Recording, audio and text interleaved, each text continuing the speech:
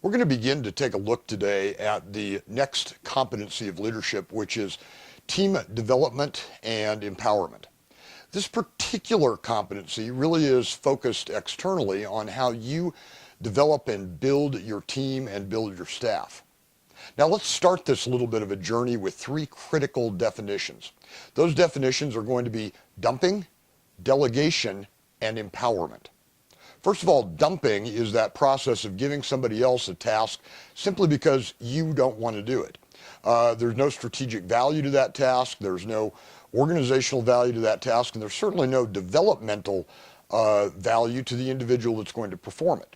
The degree of ownership, the degree of effort that you're going to get out of that is going to be minimal at best. The next definition that I want you to consider is the traditional definition of delegation. Delegation is I give someone a task and it may have some strategic and organizational value, but along with the task, I tell that individual step by step by step by step how to perform that task. Now, in that traditional delegation model, what you're going to get is limited amount of effort, only the amount of effort necessary to keep you off their back.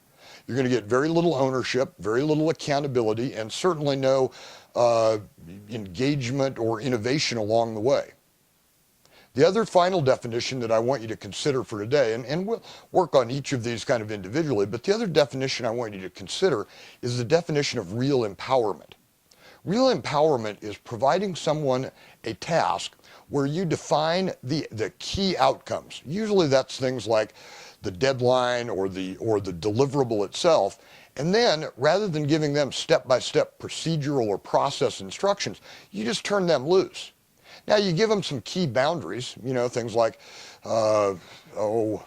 budget and, don't necessarily talk to these individuals or use some data that we've already gathered. Don't go out and gather new data. Some boundaries, but other than that, you turn them loose.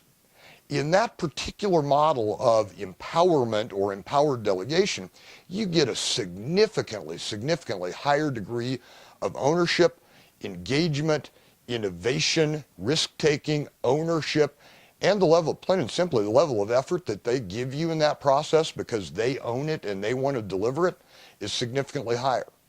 As we work through this journey of development and empowerment, we'll tear apart each of those concepts kind of individually and then also work on some things like mentoring and also building up our team and our team strength.